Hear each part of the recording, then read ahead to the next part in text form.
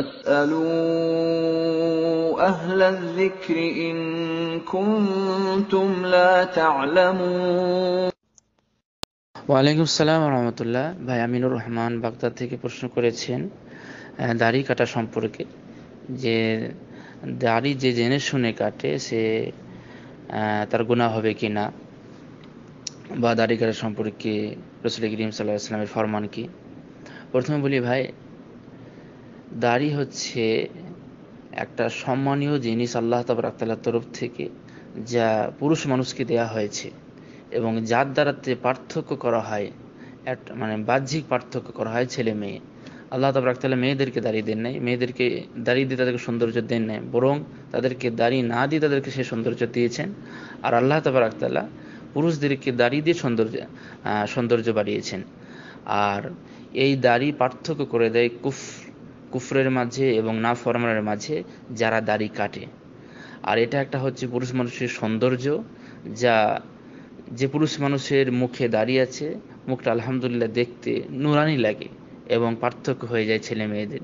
সেজন্য দাড়ি কাটা, দাড়ি কি বলে ছোট করা, কেটে নেওয়া, এটা কোনো মতেই জায়েজ না। এটা হচ্ছে হারাম কাজ। আর হারাম কাজ করলে গুনাহ গুনাহ তো হবেই হবে। তো প্রথমে দাড়ি কাটা সম্পর্কে, দাড়ি কাটা ছাঁটা সম্পর্কে রাসূল করিম সাল্লাল্লাহু আলাইহি ওয়াসাল্লাম কি বলেছেন, এক কথায় দাড়ি সম্পর্কে রাসূল করিম সাল্লাল্লাহু আলাইহি ওয়াসাল্লাম কি বলেছেন, হাদিসগুলো জানার আমাদের দরকার, যাতে করে আমরা বুঝতে পারি যে দাড়ি কাটলে কি হবে আর দাড়ি রাখলে কি হবে।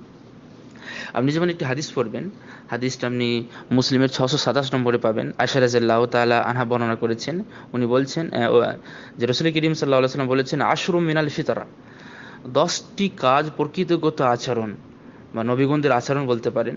তার মধ্যে একটা হচ্ছে কাসসুশ শারিব, গোঁফ ছেঁটে ফেলা, আর ইফাউল লিহিয়া, দাড়িকে ক্ষমা করে দেওয়া, দাড়ি বাড়ানো।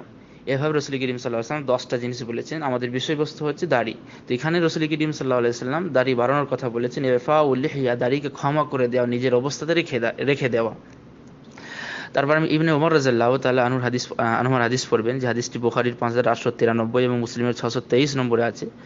রাসূল করিম সাল্লাল্লাহু আলাইহি ওয়াসাল্লাম বলছেন, আহফুশ শাওয়ারিবা ওয়া আহফুল লিহিয়া, তোমরা গোঁফ কেটে ফেলো এবং দাড়িকে লম্বা করো। বুঝতে পেরেছেন এখানে কত সুন্দর দেখেন হাদিস। আবু হুরায়রা রাদিয়াল্লাহু তাআলা আনহুর আরেকটি হাদিস আছে, রাসূল করিম সাল্লাল্লাহু আলাইহি ওয়াসাল্লাম বলেছেন, যে হাদিসটা আপনি মুসনাদ আহমদের 8672 নম্বর পাবেন এবং সহিহুল জামির 1067 নম্বরে পাবেন।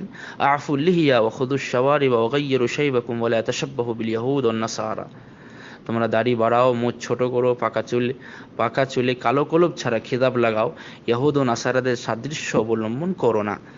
ইবনে ওমর রাদিয়াল্লাহু তাআলা আনহুর আরেকটি হাদিস আছে, উনি বলছেন, রাসূল করিম সাল্লাল্লাহু আলাইহি ওয়াসাল্লাম বলেছেন, খালিফুল মুশরিকিন আহফুশ শাওয়ারিব ওয়া আউফুল লিহিয়া। হাদিসটা আপনি বুখারীর 5892 এবং 5893, মুসলিমের 625 নম্বরে পাবেন। তোমরা মুশরিকদের অবাধ্যাচরণ করো, মুশরিকদের বিরোধিতা করো। মুশরিকদের কাজ কি? মুশরিকদের কাজ হচ্ছে মোচকে বড় বড় করা, দাড়িকে ছেড়ে দেওয়া। তাদের বিরোধিতা করে তোমরা মোচ ছেঁটে ফেলো এবং দাড়িকে ছেড়ে দাও। দেখেন, দাড়িকে নিজের অবস্থাতে ছেড়ে দেওয়া।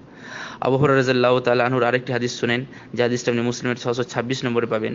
উনি বলছেন, রাসূল করিম সাল্লাল্লাহু আলাইহি ওয়াসাল্লাম বলেছেন, জুজ্জুশ শাওয়ারিবা ওয়া আরহুল লিহিয়া খালিফুল মাজুস, মোচ ছেটে দাড়ি রেখে যারা অগ্নি মানে পূজক, তাদের তোমরা বিরোধিতা করো।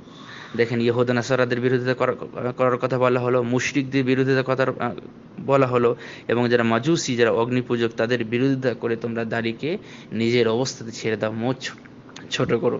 তাহলে বুঝতে পেরেছেন ইসলামের দাড়ির কতটা গুরুত্ব রয়েছে। রাসূল করিম সাল্লাল্লাহু আলাইহি ওয়াসাল্লাম এখানে যত শব্দ ব্যবহার করেছেন, দেখেন মানে আদেশসূচক শব্দ ব্যবহার করেছেন, যা অজীবের পর্যায়ে পৌঁছে যায়। সেজন্য কেউ জেনে শুনে যে দাড়ি কাটে, এটা অবশ্যই সে হারাম কাজ করছে, আর হারাম কাজের জন্য তাকে আল্লাহর কাছে জবাবদিহি হতেই হবে।